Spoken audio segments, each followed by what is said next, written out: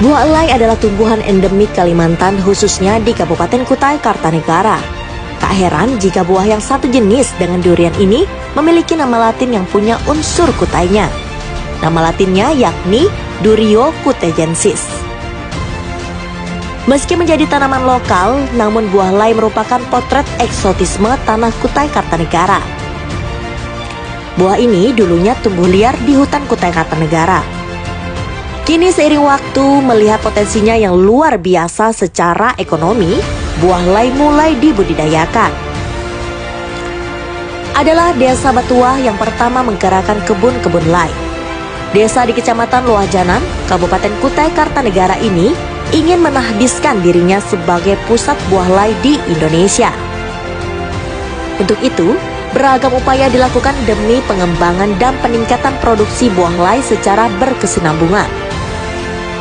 Kerjasama yang baik antara pemerintah desa, penyuluh pertanian, dan warga kini membuat buah eksotis ini terus berbuah meski di luar musim. Upaya pembuahan di luar musim mulai menunjukkan keberhasilan. Penikmat buah ini bisa kapan saja menikmatinya tanpa harus menunggu musim buah. Hampir setiap bulan kebun-kebun elai di Desa Batuah terus menghasilkan buah. Tak hanya untuk dijual secara lokal, buah elai terus dikirim ke pemesan dari berbagai daerah di Indonesia. Untuk semakin meningkatkan promosi buah ini, warga bersama stakeholder lainnya sepakat membangun Dewi Belai. Dewi Belai adalah singkatan dari Desa Wisata Benua Elai. Ya, warga dan pemerintah bersepakat membangun kawasan ini sebagai pusat wisata buah lokal Kalimantan. Konsep wisata ini adalah menggabungkan seluruh kebun-kebun milik warga untuk bersama membangun sebuah kawasan sebagai pusat buah elai. Dewi Belai akan selalu bisa diakses karena kebun-kebun tersebut akan berbuah bergantian.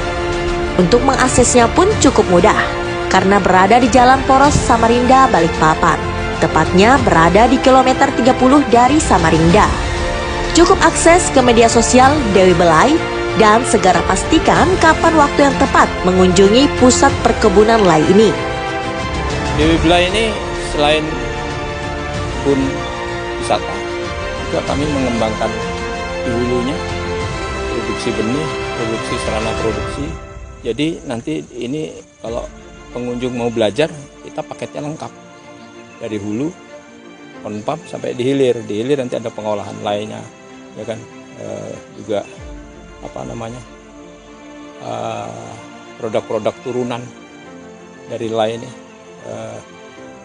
bahkan kulitnya pun kami olah, ya kan, kita kembalikan menjadi pupuk organik, jadi kompos.